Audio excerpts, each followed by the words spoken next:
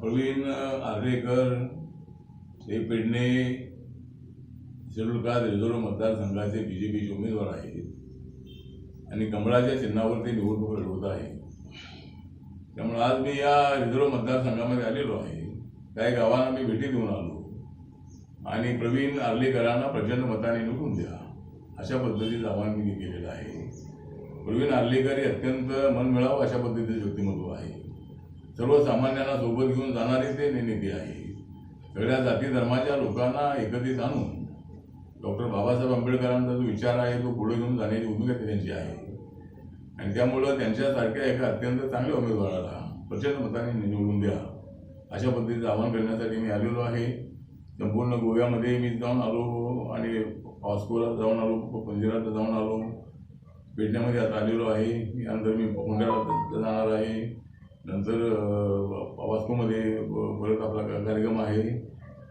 तर गोव्याची परिस्थिती अशी आहे की या वेळेला मताची विभागणी मोठ्या प्रमाणात होणार आहे आणि त्याचा फायदा बीजेपीला मोठ्या प्रमाणामध्ये होणार आहे. TMC हा जो पक्ष आहे हा नवीनच झालेला आहे. काँग्रेस पक्षातून अनेक लोक पक्ष सोडून गेलेले आहेत आणि त्यामुळं त्याचा फायदा या ठिकाणी होणार आहे. या ठिकाणी आम आदमी पार्टी पण आलेली आहे, इतरही पक्ष या ठिकाणी निवडणूक लढत आहेत आणि त्यामुळे बीजेपीला त्याचा अत्यंत चांगला फायदा होणार आहे.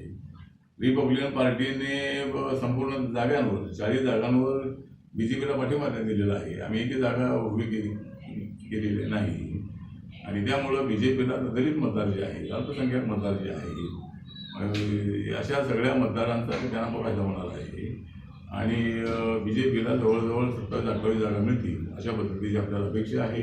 रिपब्लिकन पक्ष बीजेपीच्या पाठीशी ताकदीने उभा आहे आणि बीजेपीच्या सगळ्या 40 उमेदवारांना निवडून द्या अशा पद्धतीने मी आवाहन करीत आहे. गोव्यात रिपब्लिकन पार्टीचं काय हे आहे, किती मतदार असतील? जे आहे ना ते दलित मतदार आहेत, मुस्लिम मतदार आहेत, त्यानंतर जे गोव्याच्या बाहेरून आलेले जे मजूर आहेत ते आमच्या सोबत आहेत. त्यामुळं जे आमच्या सोबत असणारे लोक आहेत या सगळ्यांनी बीजेपीला मतदान करावं, कमळाला मतदान करावं अशा पद्धतीची माझी सूचना आहे आणि सगळे मतदार मोठ्या संख्येनं नरेंद्र मोदींच्या नेतृत्वाखाली त्यांना जे फायदे झालेले आहेत, जनधन योजना आहे, आवास योजना आहे, उज्ज्वला योजना आहे, आयुष्मान भारत योजना आहे, अशा अनेक योजनांचा जो फायदा आहे हा फायदा त्यांना मिळालेला आहे. त्यामुळे सगळे मतदार हे बीजेपीच्या पाठीशी उभे राहतील आणि बीजेपीला बहुमताने निवडून येतील असा माझा विश्वास आहे.